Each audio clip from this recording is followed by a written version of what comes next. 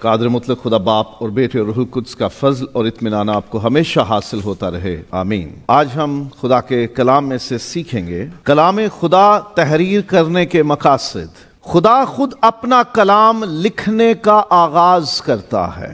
اس سے پہلے کہ کوئی انسان خدا کا کلام لکھتا، خدا نے خود اپنا کلام لکھا۔ موسیٰ جب سینا کے پہاڑ پہ ہے، خدا نے اس سے 2 لوحیں دیں، 2 ٹیبلٹس لکھی ہوئی، خدا نے خود لکھی تھی۔ سو خدا نے اپنا کلام لکھنے کا آغاز خود کیا۔ اور کیا لکھا گیا سب سے پہلے؟ جو حکم خدا نے دیے، جو انسٹرکشنز، جو ڈائریکشنز خدا نے دیں، وہ لکھی گئیں۔ یہ پہلا مقصد ہے خدا کے کلام کے تحریر کرنے کا۔ لکھا ہوا شہادت، گواہی، ثبوت ہو جاتا ہے، پروف ہو جاتا ہے، یہ ٹیسٹیمنی ہو جاتا ہے، گواہی ہو جاتا ہے کہ کس کا لکھا ہوا ہے، کس کی طرف سے ہے۔ ہمارے بچوں کے اسکول سے جب ہمیں لیٹر آتا ہے تو وہ پرنسپل نے اپنے ہاتھ سے لکھا تو نہیں ہوتا،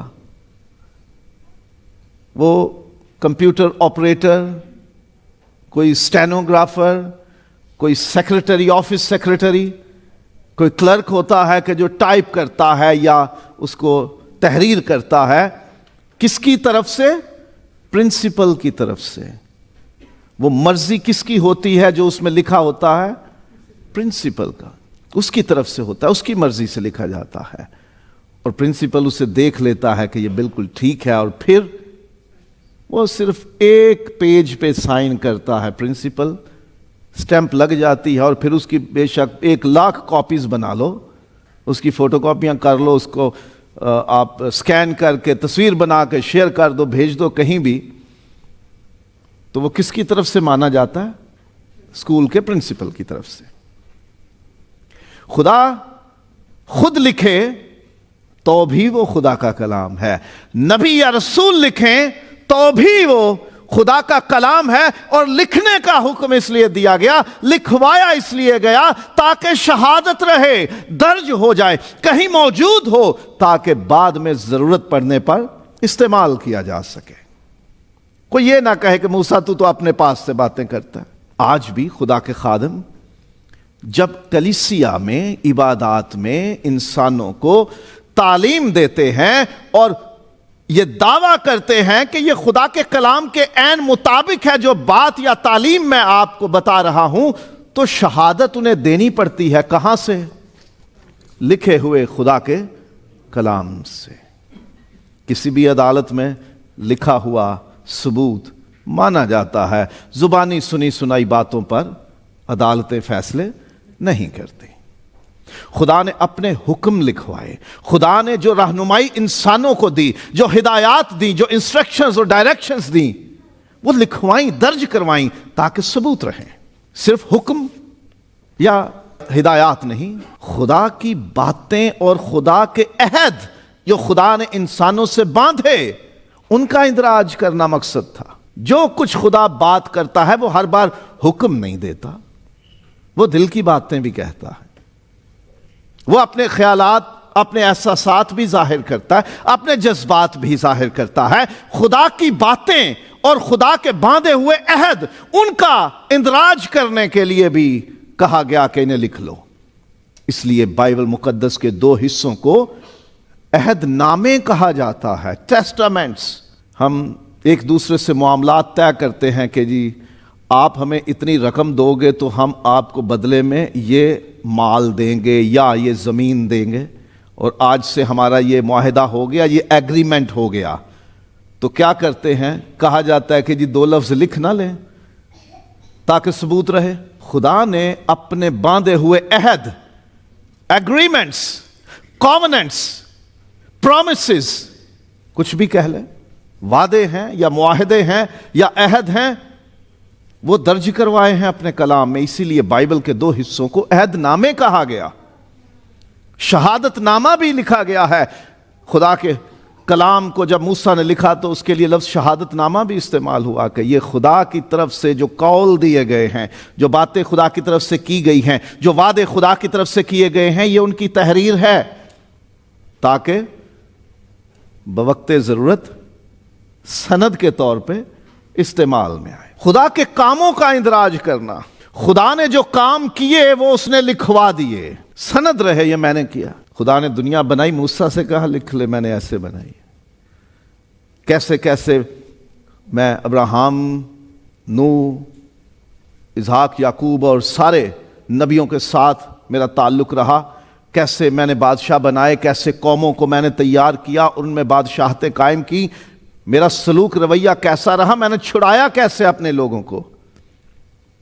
اور پھر سب سے بڑا کام خدا کا ہماری نجات کا بندوبست، کام خدا کے ان کو درج کرنے کے لیے حکم دیا گیا کہ یہ باتیں لکھ لو۔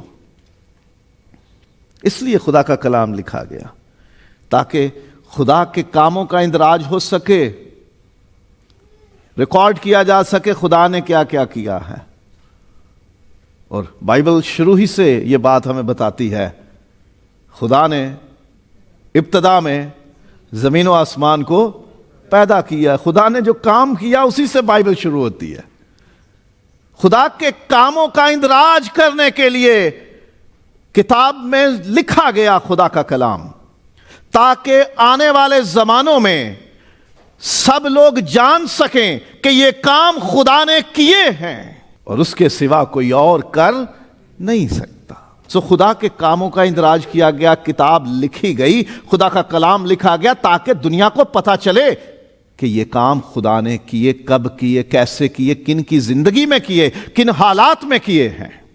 خدا کے فیصلوں اور ارادوں کا اندراج کرنا مقصد تھا خدا کے کلام کو تحریر کرنے کا۔ فیصلے خدا نے کیے، بڑے بڑے فیصلے۔ آؤ ہم انسان کو اپنی صورت اور شبیہ پر بنائیں۔ پہلا فیصلہ جو نظر آتا ہے ایک فیصلہ ہے، ویسے تو دنیا بنانے کا فیصلہ اس سے پہلے ہوا، لیکن جو لکھا ہوا ہے کتاب میں وہ یہ بڑا فیصلہ پہلا یہی ہوا، آؤ ہم بنائیں انسان کو اپنی صورت اور شبیہ پر۔ یہ فیصلہ ہے، یہ بدی بہت بڑھ گئی ہے، اس کو اب تباہ کرنا ہے، یہ بھی فیصلہ ہے۔ خدا نے بڑے بڑے فیصلے کیے ہیں اور لکھوائے۔ میں نے طے کر لیا ہے، میں نے فیصلہ کر لیا ہے اور یہ میرا ارادہ ہے کہ اب میں یہ کرنے جا رہا ہوں، وہ سارے لکھ لیے۔ عدالتیں بھی فیصلے کرتی ہیں تو زبانی جج سنا دیتا ہے، لوگ خوش ہو جاتے ہیں، لیکن جب لکھا ہوا ہاتھ میں فیصلہ آتا ہے تو پھر تسلی ہوتی ہے کہ جی اصل فیصلہ کیا ہے اور اس میں کیا کیا ہمارے لیے فتح کی نشانیاں ہیں اور کہاں کہاں ہمیں نقصان ہو گیا۔ خدا نے جو فیصلے کیے اور خدا نے جو اپنے ارادے ظاہر کیے ہیں، جو منصوبے بنائے ہیں، جو پلانز بنائے ہیں خدا نے، وہ سب اس نے لکھوائے کہ لکھ لو، میرے فیصلے لکھ لو تاکہ بعد میں تمہارے کام آ سکے۔ ہم آج اپنی زندگی میں جو بھی معاملہ ہو، زندگی کے کسی بھی حصے کا معاملہ ہو، خاندان میں ہو، شخصی زندگی میں ہو، کاروبار روزگار میں ہو، سماج میں ہو، قومی سطح پر ہو، نیشنل لیول پہ ہو، لین دین کے معاملات ہوں، رشتہ داریاں بنانی ہوں، ہم خدا کے کلام میں سے رہنمائی لیتے ہیں کہ یہ کام کرنے کے بارے میں خدا کا کیا فیصلہ ہے۔ ایک فیصلہ خدا نے کیا کہ دنیا میں بدی بڑھ گئی ہے، میں تباہ کروں گا۔ تو مطلب کیا ہوا؟ اس میں سے ہم کیا سیکھتے ہیں کہ اگر گناہ کریں گے تو اس کی مزدوری موت ملے گی۔ اس فیصلے میں سے ہم سیکھتے ہیں۔ خدا نے اپنے فیصلے لکھوائے ہیں کہ جب جب ایسا ایسا کام ہوگا تو میرا یہ فیصلہ ہوگا۔ جب تم اپنے مقام کا لحاظ نہیں کرو گے، جو ذمہ داری خدا نے تمہیں سونپی ہے، جو کام خدا نے تمہارے ذمے لگایا ہے، اگر اسے دیانتداری سے نہیں کرو گے تو میں تمہیں ہٹا دوں گا اور کسی اور کو تمہاری جگہ کھڑا کر دوں گا۔ بائبل میں ہمیں خدا کے فیصلے نظر آتے ہیں۔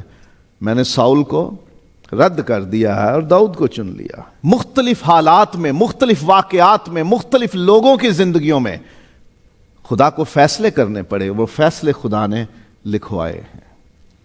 خدا نے پلان بنایا، خدا نے ارادہ کیا کہ میں اب یہ کروں گا اور یہ ہوگا، وہ ارادہ خدا نے لکھوا لیا تاکہ پتہ چلے تمہیں خدا کیا چاہتا ہے اور خدا کیا کرنے والا ہے۔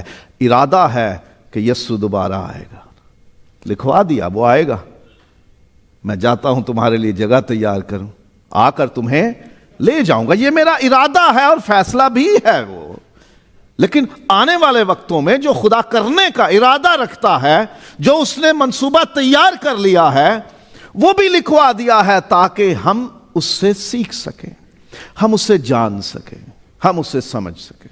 عدالت میں جب وکیل پیش ہوتے ہیں تو وہ ایک تو قانون کی کتاب اس کا حوالہ دیتے ہیں کہ قانون کے اس آرٹیکل، اس نمبر کے تحت، اس دفعہ کے تحت آپ یہ فیصلہ کر دیں، اور ساتھ میں وہ پرانے فیصلے عدالتوں کے گواہی کے طور پہ، ثبوت کے طور پہ پیش کرتے ہیں کہ ایسے ہی معاملے میں فلاں وقت پر عدالت میں یہ فیصلہ دیا گیا تھا، اس لیے آپ بھی اسی مثال کو سامنے رکھیں اور اس معاملے میں بھی فیصلہ دے دیں۔ پرانے فیصلوں کو حوالے کے طور پر، ریفرنس کے طور پر، ثبوت کے طور پر، سند کے طور پر استعمال کیا جاتا ہے۔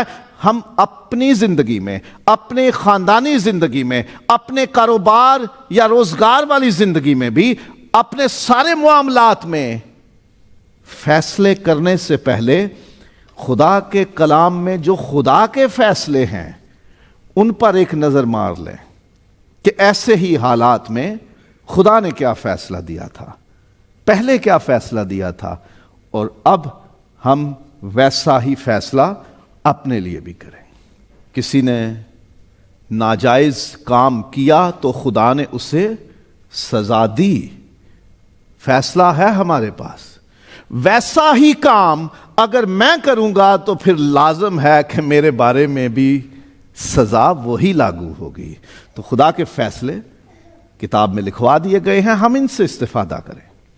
خدا نے اپنے ارادے اپنے کلام میں لکھوائے ہیں تاکہ ہم جانیں کہ آنے والے وقتوں میں خدا کا کیا ارادہ ہے، ہم اس سے واقف ہو جائیں۔ اور پھر کلام خدا پڑھنے اور اس پر غور کرنے کی سہولت دینا، یہ مقصد تھا کلام لکھوانے کا۔ جو زبانی بات کہہ دی وہ اگلا بندہ اس کو بڑھا کے یا گھٹا کے آگے پہنچا سکتا ہے، منتقل کر سکتا ہے، لیکن جب لکھ دیا تو اب اس میں گنجائش باقی نہیں رہتی کہ کوئی بڑھائے یا گھٹائے، کیونکہ یہ کتاب خود کہہ دیتی ہے۔ اختتام ہی اس کتاب کا اس بات پہ ہوتا ہے کہ اس میں گھٹانے والے اور بڑھانے والے پر خدا کی لعنت ہے۔ وہ ساری لعنتیں، وہ ساری آفتیں، وہ ساری تکلیفیں جو خدا کے کلام میں کسی بھی گناہ گار کے لیے لکھی گئی ہیں، وہ ساری اس پہ آئیں گی جو اس میں بڑھائے گا یا گھٹائے گا۔ تو لکھ اس لیے دیا گیا کہ ہم اسے اسی طرح پڑھ سکے جیسے خدا نے لکھوایا۔ لکھا نہ ہوتا تو بات جتنی مرضی بڑھا لیتے، جتنی مرضی گھٹا لیتے۔ اور کلام میں یہ بھی لکھا ہے کہ لکھے سے تجاوز نہ کرو، جو لکھ دیا گیا اس سے آگے پیچھے نہ جاؤ، اس پہ قائم رہو۔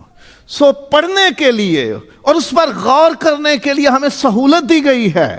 ہمارے گھروں میں جب کبھی کوئی بڑی مصیبت آ جائے، بڑا ہی پریشان کن حالات کا سامنا ہو، تب خدا کے خادم کو آواز دی جاتی ہے، بھائی جی پجیو جے دعا لے آئے جے، اور پھر وہ کہتے ہیں آئیں ہم مل کے دعا کریں، ذرا بائبل مقدس لیجئے، اور پھر کہیں دور، دوائیوں کے اوپر لکھا ہوتا ہے نا بچوں کی پہنچ سے دور رکھیں۔ تو ہمارے گھروں میں یہ ہوتا ہے کہ اس کتاب کو دوائی کی طرح کہیں رکھو، کیونکہ ہم نے اس کو استعمال ہی تب کرنا ہے کہ جب بڑی مشکل آ گئی ہے، تو بہت دور کہیں رکھا ہوتا ہے، اور پھر ہمارے سامنے اس کو صاف بھی کیا جا رہا ہوتا ہے، کیونکہ اس کے اوپر مٹی اتنی لگی ہوتی ہے۔ پڑھنا تو ہم نے ہے نہیں۔ فائدہ تو تب ہوتا ہے کہ جب اس میں سے کوئی چیز نکالی جاتی ہے اپنے فائدے کے لیے۔ یہ وکیل بھی بڑے ماہر ہوتے ہیں کسی بھی کاغذ میں سے اپنے فائدے کی چیز نکالنے کے، کسی کے بیان سٹیٹمنٹ میں سے اپنے فائدے کی چیز نکالنے میں۔ ہم بھی کوشش تو کریں، یہ خدا نے لکھوایا ہے اپنا کلام، چلو اپنے فائدے کے لیے ہی صحیح پڑھو تو صحیح، اور اس پہ غور تو کرو۔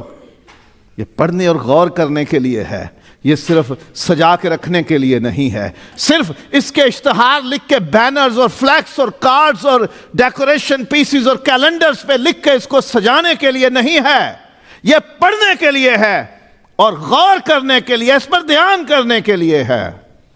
To read and meditate upon it. ہم اسے پڑھیں اور اس پر غور کریں، اور یہ سہولت دینے کے لیے لکھوایا گیا ہے کہ بھاگنا نہ پڑے، بار بار کوہ سینا پہ ہمیں نہ جانا پڑے. خداوند موسیٰ تو یہیں تجھ سے ملا تھا اور اس نے بات کی تھی، اب مجھے بھی بتا. کون جا سکتا ہے اب کوہ سینا اتنا بڑا سفر کر کے؟ ہر بندہ بھاگے گا خدا کا کلام لینا ہے، جی خدا سے بات کرنی ہے، سینا پہ بھاگو. خدا نے اپنا کلام لکھوایا اس لیے کہ ہم اسے پڑھ سکیں اور اس پر غور کر سکیں، اور پھر خدا کی مرضی جاننے اور اس پر عمل کرنے میں مدد دینے کے لیے یہ کلام لکھوایا گیا ہے. سوال آتا ہے ہم کیسے جانیں خدا کی مرضی کیا ہے؟ خدا نے اپنی مرضی اپنے کلام میں لکھوا دی. بہت سارے معاملات میں خدا نے اپنی مرضی ظاہر کی ہوئی ہے اور اپنے کلام میں وہ لکھوا دی ہے کہ میری مرضی ان کاموں میں کیا ہے. وہ اس کے فیصلوں اور اس کے ارادوں سے بھی ظاہر ہوتی ہے. خدا کی مرضی جاننا چاہتے ہو تو بائبل کھولو، اسے پڑھو اور اس پر غور کرو. کوئی بھی شخص بائبل بند کر کے یہ مت کہے کہ خدا مجھ سے بات نہیں کرتا. کھولو اسے پڑھو. یہ اس لیے لکھا گیا ہے کہ تم خدا کی مرضی اس میں سے جان سکو اور اس پر عمل کر سکو، کیونکہ خدا کی مرضی خالی وہ دوائی نہیں ہے جو ہمیں سرکاری اسپتال سے مل جاتی ہے مفت کی، اور ہم لا کے اس کو رکھ دیتے ہیں اور پھر کہتے دوائی تو لے کے آئے ہیں پر آرام نہیں آیا. دیکھا سنا ہوگا نا، کبھی کیا بھی ہوگا. دوائی مل جاتی ہے فری میں، لا کے ہم اس کو چھڑپتی پہ، الماری میں، اس کو ٹیبل پہ، سائڈ ٹیبل پہ رکھ دیتے ہیں لا کے، اور پھر کہتے ہیں دوائی تو لے آندی ہے پر آرام پتہ کیوں نہیں آیا؟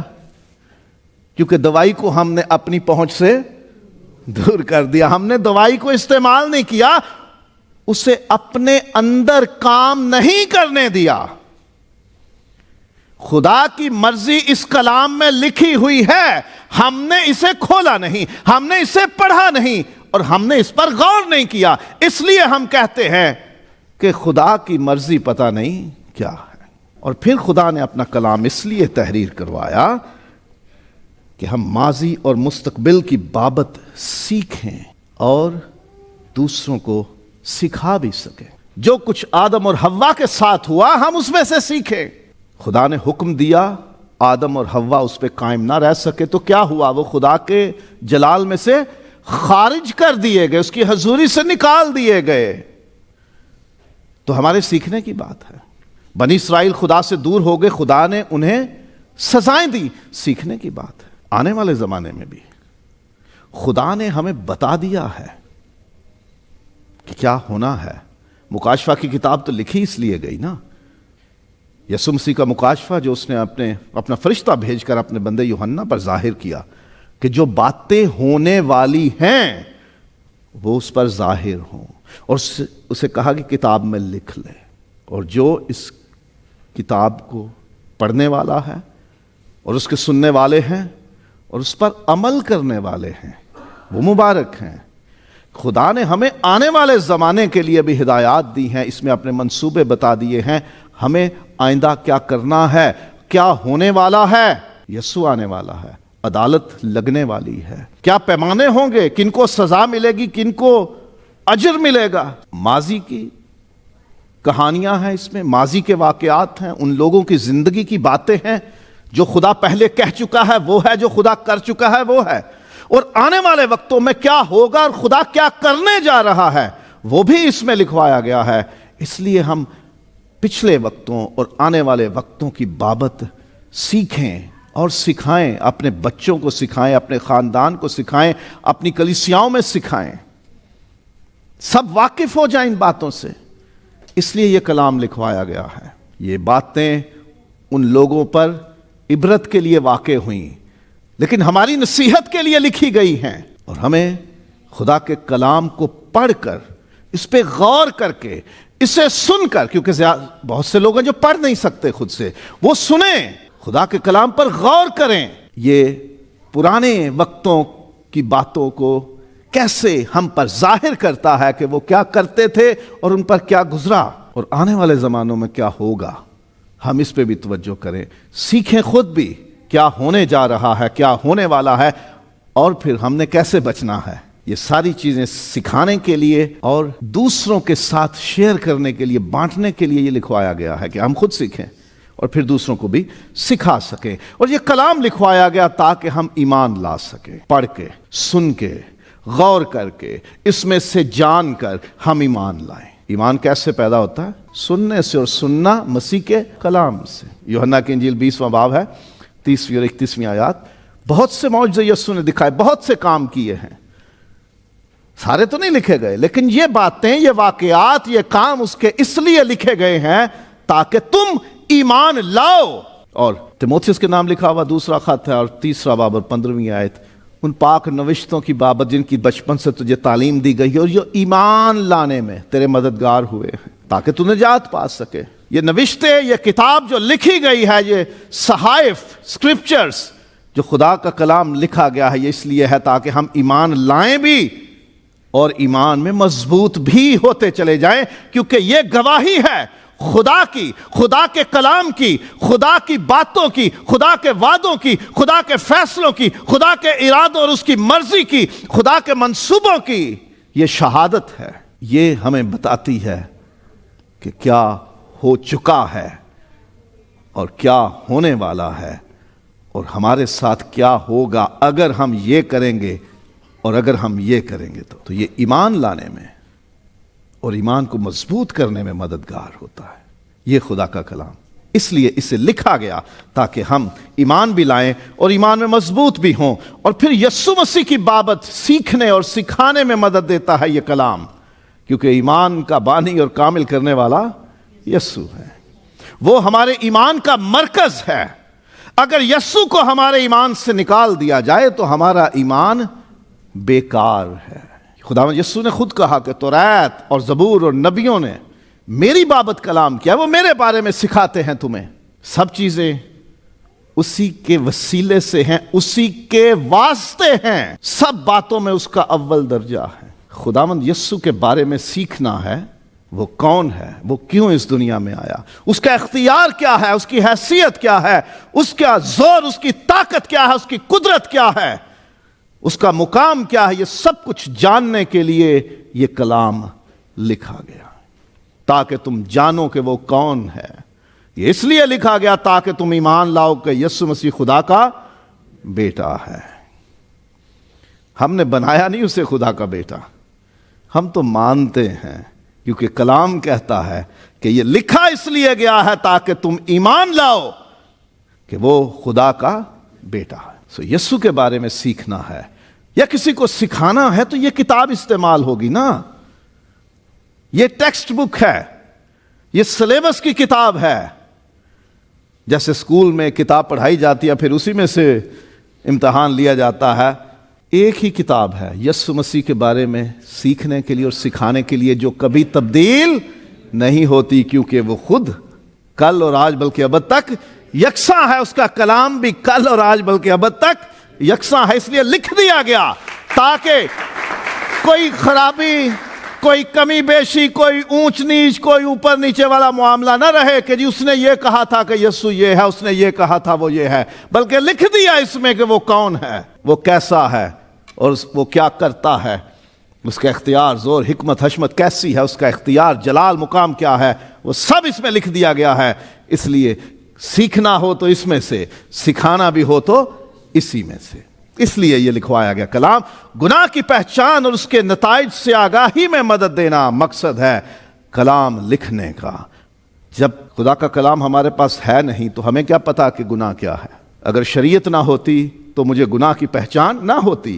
رومیو 7واں باب 7ویں آیت. اور گناہ کی مزدوری موت ہے، رومیو باب نمبر 6 آیت نمبر 23. اور پھر دوسرا تیموتھیوس 3 باب 16ویں آیت. ہر ایک صحیفہ خدا کے الہام سے ہے اور یہ الزام کے لیے مفید ہے.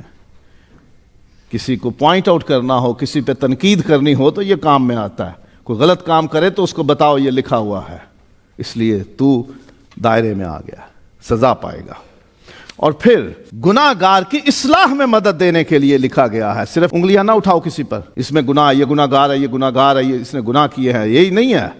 اس کو درست کرنے کے لیے بھی یہ مدد دیتا ہے. اس لیے لکھا گیا ہے کہ تاکہ تم اس کی اصلاح کر سکو، करेक्ट कर सको, उससे दुरुस्त कर सको, उसकी मदद कर सको।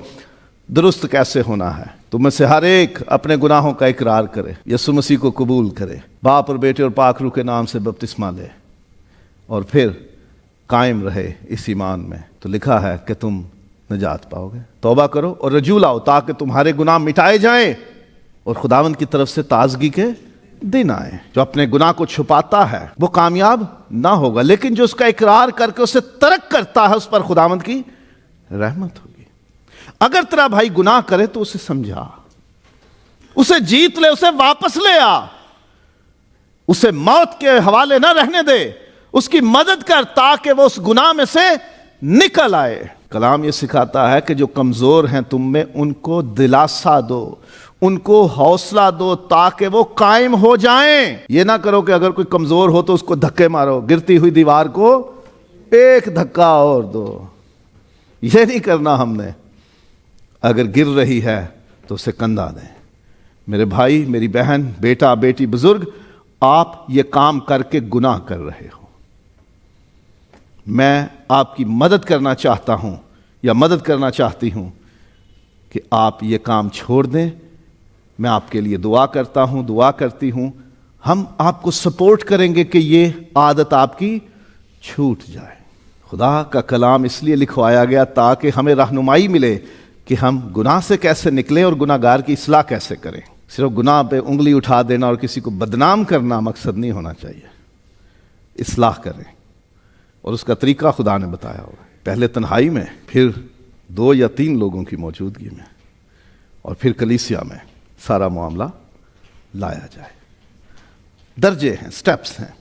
और फिर कलाम लिखवाने का मकसद रास्तबाजी या नेक कामों के लिए तैयारी या तरबियत में रहनुमाई देना है। हम इसलिए मखलूक हुए हैं यीशु मसीह में ताकि हम नेक काम करें। नेक कामों के लिए हमें बुलाया गया है, हमें निजात दी गई है, हमें ईमान दिया गया, हमें खुदा के बेटे और बेटियां बनाया गया है।